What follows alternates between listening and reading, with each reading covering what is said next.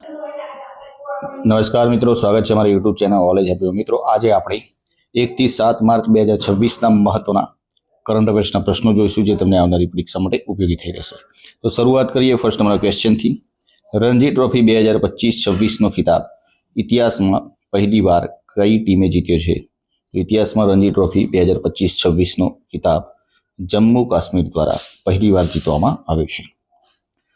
મધ્યપ્રદેશના કુનો નેશનલ પાર્કમાં તાજેતરમાં 9 ચિત્તા કયા દેશમાંથી લાવવામાં આવ્યા છે? તો કુનો નેશનલ પાર્કમાં તાજેતરમાં બોત્સવાના દેશમાંથી લાવવામાં આવ્યા છે. ભારતના 93માં શતરંજ ગ્રાન્ડ માસ્ટર કોણ બન્યા છે? તો ભારતના 93માં શતરંજ ગ્રાન્ડ માસ્ટર આરવ ડેંગલા બન્યા છે. Next question. આંધ્રપ્રદેશમાં માનવ વન્યજીવ સંઘર્ષ ઘટાડવા માટે કયો પ્રોજેક્ટ શરૂ કરાયો છે?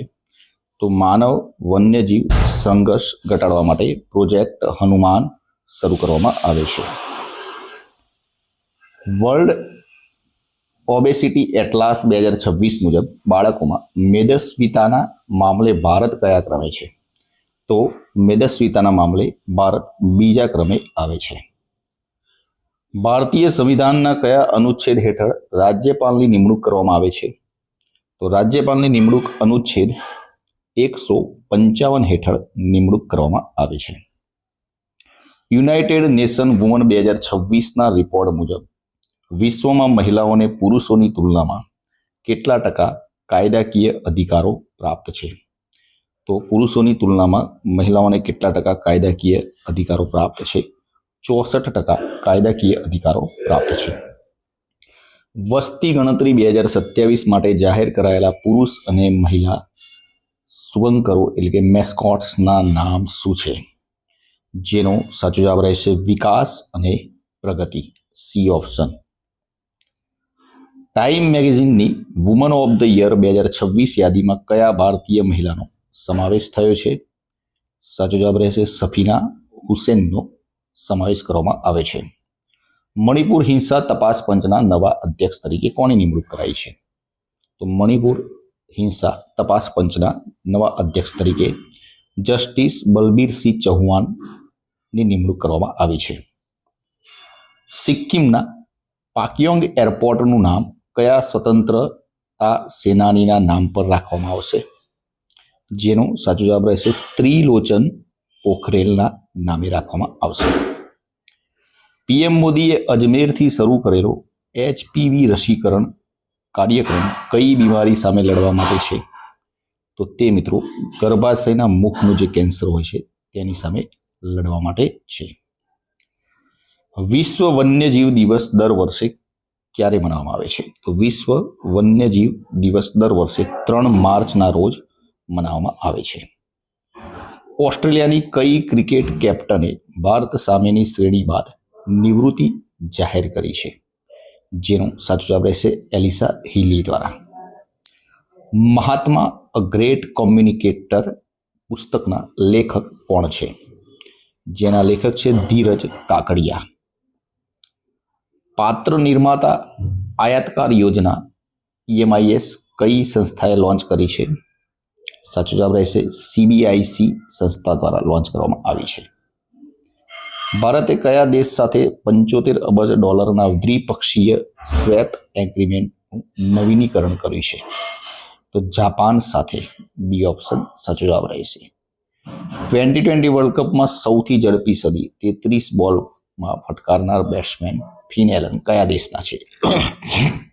તેઓ છે મિત્રો ન્યુઝીલેન્ડના. અમેરિકન મહાદ્વીપનો કયો પ્રથમ દેશ WHO દ્વારા રક્તપિત્ત મુક્ત જાહેર થયો છે? ચીલી દેશ, સી ઓપ્શન સાચો જવાબ રહેશે. તાજેતરમાં અવસાન પામેલા HK દુઆ કયા ક્ષેત્રના દિગ્ગજ હતા? તો તેઓ મિત્રો પત્રકારત્વના દિગ્ગજ હતા. GI ટેગ પ્રાપ્ત કાર્બી એગલોંગ આદુ કયા રાજ્યનું ઉત્પાદન છે? તો તે છે મિત્રો આસામ રાજ્યનું ઉત્પાદન છે, એ ઓપ્શન સાચો જવાબ રહેશે. અટ્ટુકલ પોંગલ તહેવાર કયા રાજ્યમાં મનાવવામાં આવે છે? તો અટ્ટુકલ પોંગલ તહેવાર કેરળ રાજ્યમાં મનાવવામાં આવે છે, સી ઓપ્શન સાચો જવાબ રહેશે. ભારતની પ્રથમ એઆઈ સંચાલિત સક્ષમ કૌશલ્ય વસ્તી ગણતરી કઈ સરકારે લોન્ચ કરી છે? તો તે જે મિત્રો મહારાષ્ટ્ર સરકાર દ્વારા લોન્ચ કરવામાં આવી છે. મોબાઈલ વર્લ્ડ કોંગ્રેસ 2026નું આયોજન કયા શહેરમાં થયું હતું?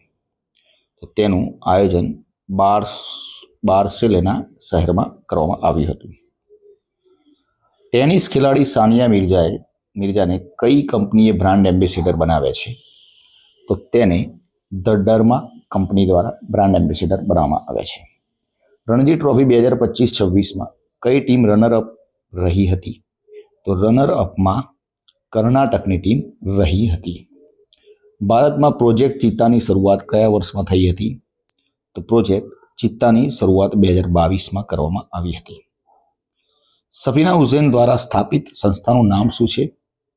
તેનું નામ છે એજ્યુકેટેડ ગર્લ્સ.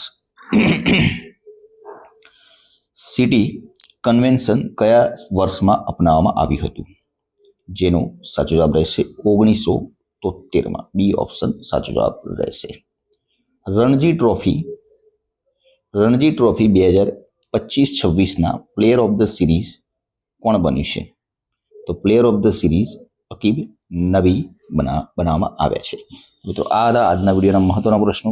વિડીયો પસંદ આવે તો લાઇક કરજો, પોતાના મિત્રો જોડે શેર કરજો, ચેનલને સબસ્ક્રાઇબ કરવાનું ના ભૂલતા, જેથી કરીને આવનાર દરેક વિડીયોની નોટિફિકેશન આપણે સૌથી મળી રહે અને આપણી તૈયારીમાં વધારો થઈ શકે. કાલે ફરીથી નવા વિડીયો સાથે મળીશું. જય હિન્દ, જય ભારત.